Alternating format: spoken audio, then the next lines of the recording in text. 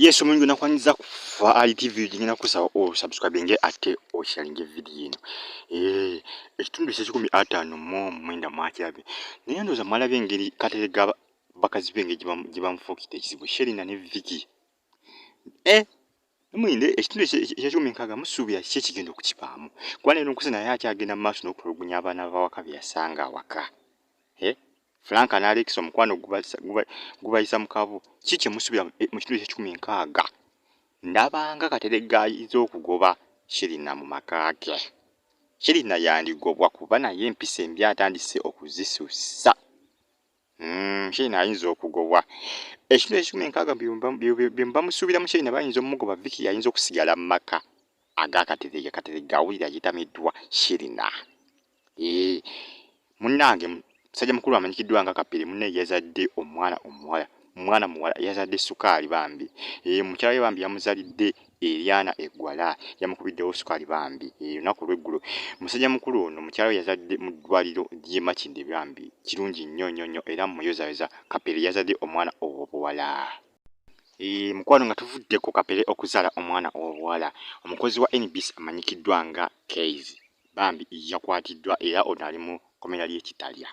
Ekyasibizza Keizi kyakwogera ku Mulangira Ssuuna nti yazimba ennyumba jjukira Mulangira Ssuuna ebbangiriise yavaayo n'alaga bannayuganda ennyumba ye gye yali azimbye. Wabula Keizi yagamba ng'asinziira ku mukutu gwe gwakolako ogwa TV n'ategeeza nga ennyumba Mulangira Ssuuna gye yalaze si nnyumba ye. Nti ennyumba eno yagijja mu bikazi ebikulu byakwaniriza oba emuyambako okumuwaako kasente n'azimba ennyumba. Keizi yagamba nti Omulangira Ssuuna ennyumba eno gy'alaze bannayuganda ennyumba ya kikazi kikulu, ebikazi Omulangira Ssuuna byatambuliramu ebikazi ebikulu byakwana. Keizi yagamba nti Omulangira Ssuuna tasobola kwebeezaawo era nga ebikazi ebiringanga bibeera byamuwasa kuba ye yabeeranga omukyala awaka ate nga musajja, nti ebikyala byafuna biba bikazi bikulu nnyo era bino bye byamuzimbidde ennyumba kyokka n'ennyumba gye baamuzimbidde gy'alaga nti ye si ye, ennyumba ya bikazi ebyo bikulu ebimutambulirako oba ebimukwana mu kifo ye okwana abakazi wabula ebikazi bye bimukwana. Keizi bambi yakwatibwa ne muganda we ne baganda be babadde babiri. Baganda be waliwo gwe bayita Simanga Wako ne waliwo gwe bayita Andrew.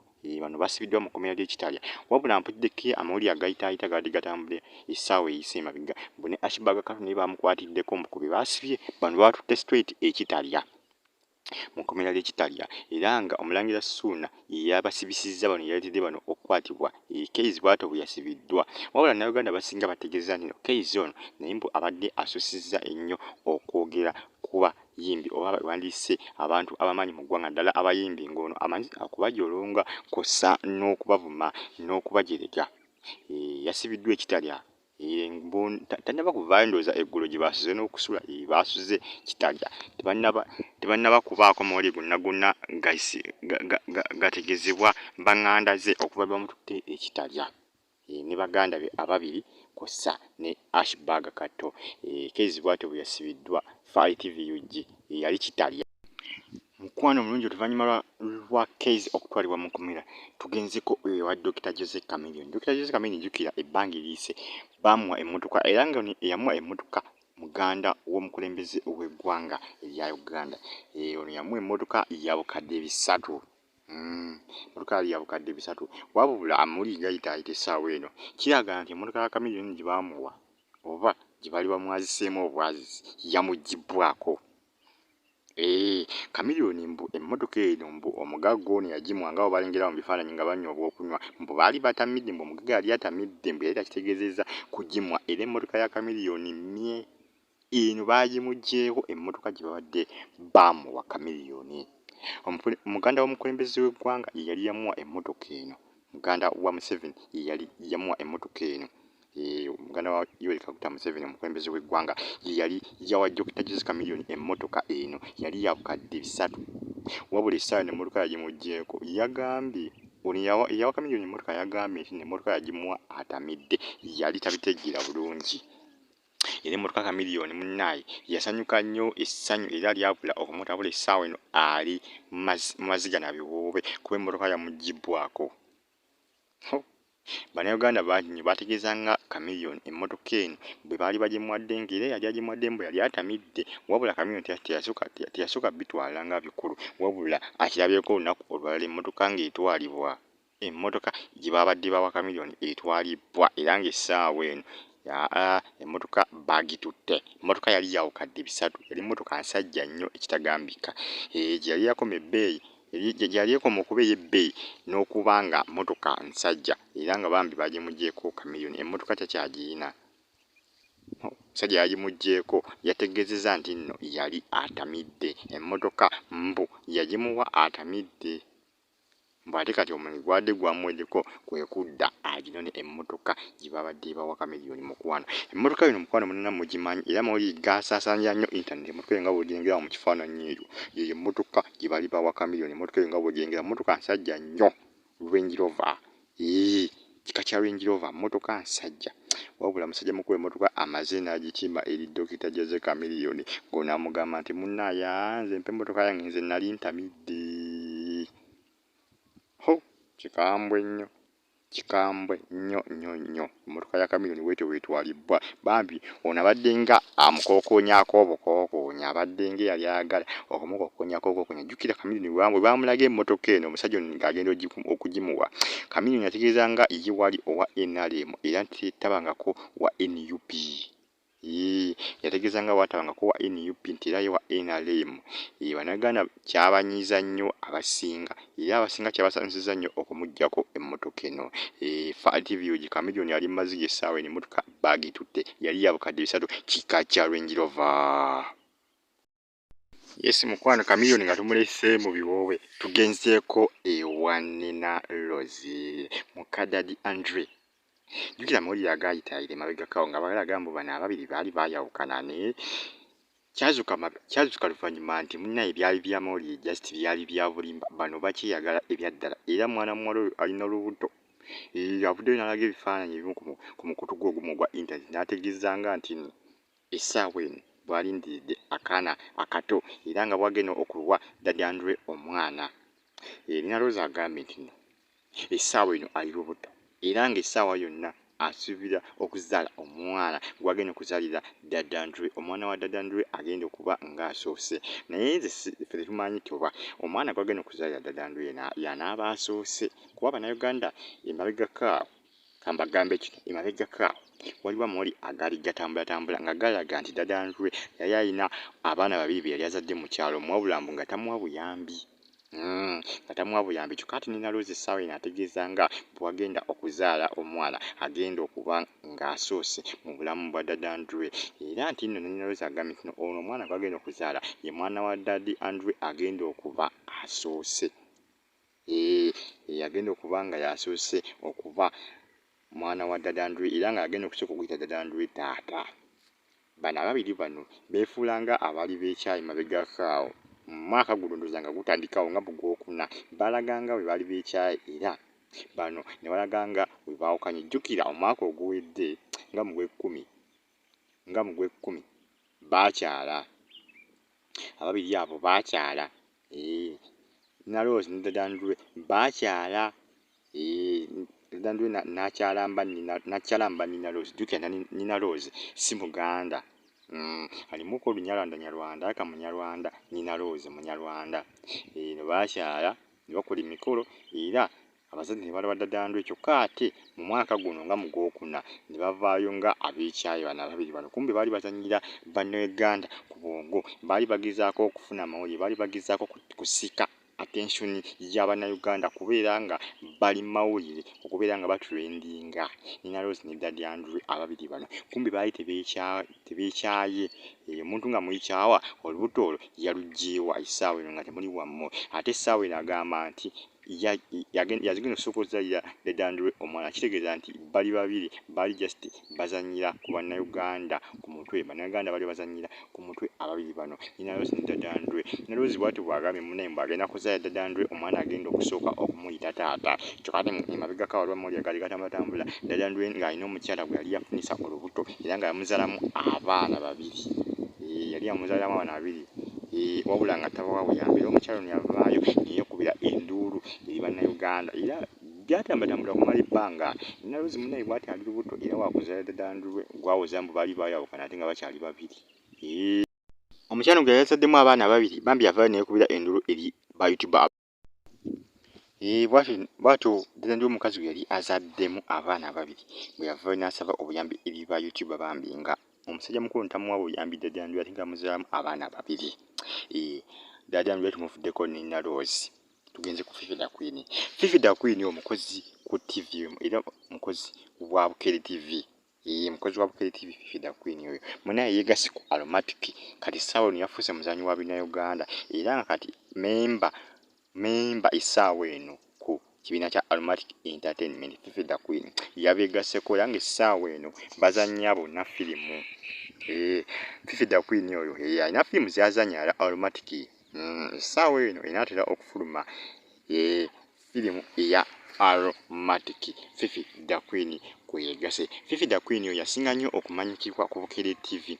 Yalina pulogulaamu gyali aweza bali bagiyita gw'osalawo. Yali ya muziki gwokka nga mulimu n'okukyaza abayimbi. Era Fifi the Queen awo we yagira ettutumu n'atandika okumanyikibwa. Fifi the Queen ne bagamba azalibwa mu bitundu by'e Masaka. Bitundu by'e Masaka, ekitundu ky'ekijja bwemi misalize Masaka. Fifi the Queen gy'azaalibwa. Fifi the Queen ono maama we akyaliwo kussa ne taata we bazadde be bonna akyabalina wabula ekintu kyasinga omutira okuba ow'ettutumu ye TV kwe yali akola eya Bukere TV. Fifi the Queen ono era nga essaawa eno ku Bukere TV akyaliko wabula akola pulogulaamu ya lugambo etakubeerawo ku Lwomukaaga bagiyita ekyenkya kya wiikendi. Fifi the Queen gy'akolako wabula essaawa eno munnaye Aromatic yagambye munnaye tukulabye ekirunzi kisoba nawe jangu otugatteko. Musajja mukulu Ahmed Bwambi naye yamugaseekokko. Essaawa eno kati naye memba ku kibiina kya Aromatic Entertainment. Fifi the Queen Aromatic Entertainment kibiina kizannya Bannayuganda. Kibiina ky'amaanyi nnyo bazannya Bannayuganda era nga kibiina ekisinga okuzannya obulungi efirimu naddala ebinnayuganda wano mu ggwanga lya Uganda era be bantu abazannya ekinnayuganda nga kikwata ku muntu ku mutima bagiyita Aromatic Entertainment ekulemberwa musajja mukulu Ahmed Bwambi. Naye bw'atyo bwe yavuddeyo n'agamba Fifi the Queen munaye jangu otugatteko munaye tuzannye ffenna ekintu kyongere ddala okifa bakula ekintu kyongerere ddala okukisitula. Fifi the Queen jangu tuzannye ffenna ekintu kyongere ddala tuwanikire ddala ebbango. Fifi the Queen essaawa eno memba mujjuvu Aromatic. Yeegase ku Aromatic yamugase era kati essaawa eno naye muzannyi wa Aromatic Entertainment. Fifi the Queen ekifaananyi ekyo nga bw'okirengera yali mu compound ya Bukere TV. Yakyekubira ekifaananyi ekyo yali mu compound ya Bukere TV. Fifi the Queen ngambi Fifi the Queen ekintu kyali omuguleetera okumanyika yali Bukere TV yali abaweeza pulogulaamu ya Gwe Osalawo. Yeegase ku Aromatic Entertainment. Fifi the Queen munnaye mukwano Fifi the Queen bw'atyo bwe yeegase ku Aromatic Entertainment. Mwana muwala oyo mwena mumumanyi amanyikiddwa nga Diana Nabatanzi. Ono naye azanyira mu Aromatic Entertainment. Bamuyita Diana Nabatanzi. Kiwala kirungi nnyo era kiwala kirabika bulungi nnyo ebitagambika.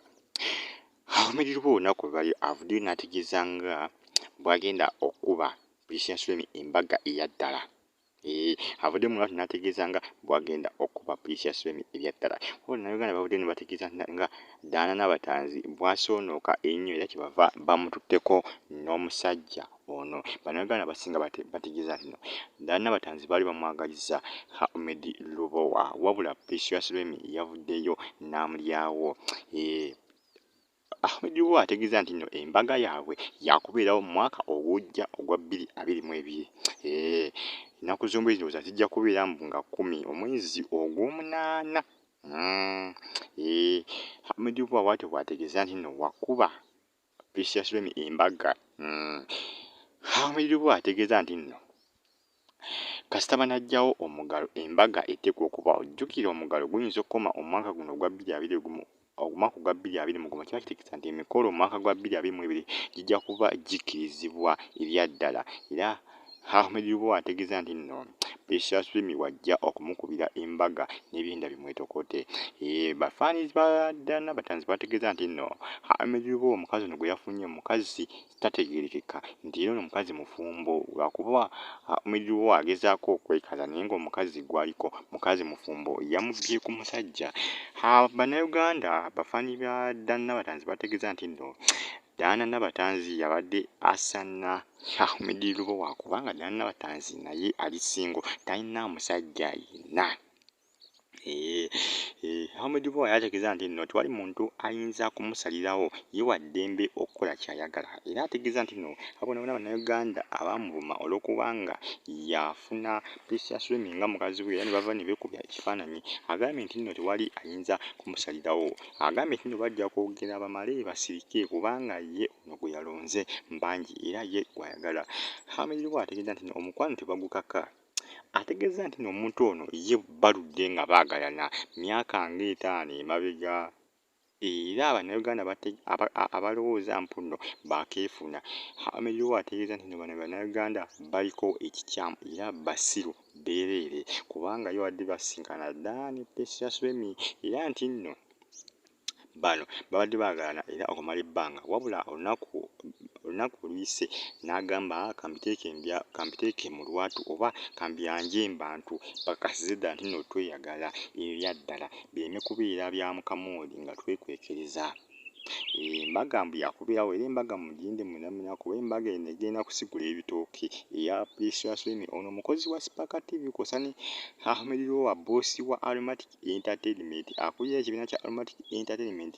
Hamidullah ne Precious Swimi omukozi wa Spark TV kaana kawala kano ka Precious Swimi kaweza ku Spark TV kaweereza lugambo kaweza program bagiyita live wire kakola ku Spark TV munnaye bwe katyo bweke wangulidde musajja mukulu boosi wa Almatic Entertainment amanyikiddwa nga Hamidullah era ng'essaawa eno mukwano gubassa mu kabu baagalana ebitagambika laavu laavu omukwano gutumbira mu bbanga paka mbiri nembiri guyisawo ne gutukira ddala mbwengula gulinga kizungirizi essaawa eno laavu eratta laavu ento bwete bwebeerawo. Abannayuganda abasinga bategeeza nti bano mbu tebajja kumala mwaka nga bali bonna naye Bannayuganda abasinga ekizibu kyabwe ekibaliko baagala nnyo okulowooleza buli muntu baagala nnyo okutegeerera buli muntu nti bwe baali balina omusalirawo ogw'okwagala omusajja ye oyo omukazi gwe yabadde ayagala tewali ayinza kumusalirawo mukazi ki gw'alina kwagala. Stay on YouTube platform. Hamidullah bw'atyo bw'ategeeza nti nno Bannayuganda tebalina kumusalirawo mukwano gwe wena ali omulabi wa FAD-TV UG mukwano gwe baako kyogera wamma Bannayuganda tabanga basusiza nnyo okwagala okutegeerera buli muntu. Musajja mukulu bw'atyo bwe yategeeza. Yes butereevu mukwano nga tufudde ku mbaga ya Hamidullah ne Precious Swimi egenda okubawo omwaka ogujja tugenze ku Taata Sam. Taata Sam agamba nti okuva ssaawa mukaaga ez'ekiro yabuliddwa otulo okubanga yabadde anoonya ebigambo by'okugamba mukyala we ku mazaalibwa ge. Jjukira olunaku lw'eggulo gabadde mazaalibwa ga mukyala wa Taata Sam.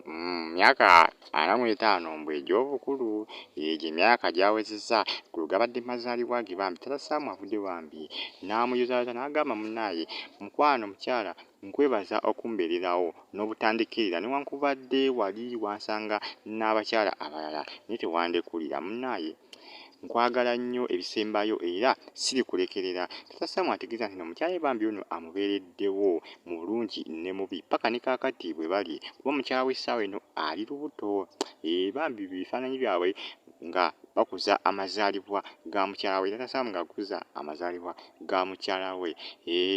Taata Sam ategeeza nti omukyala we bambi ono avudde wala naye tamulekeredde